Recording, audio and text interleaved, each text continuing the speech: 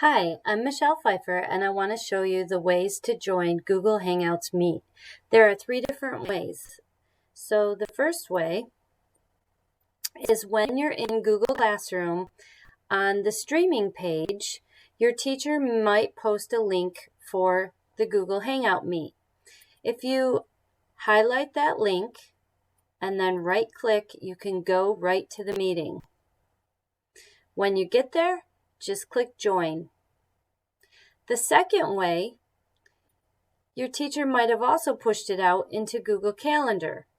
If it's here, you can click on the calendar event and then you'll see the same thing right here. You can highlight the address given and go to the meet and click Join. The third way is in your email. You can see an invitation if you're logged into your district Google account. You'll see an invitation to the Google Hangouts Meet. If you click on that link, here it is.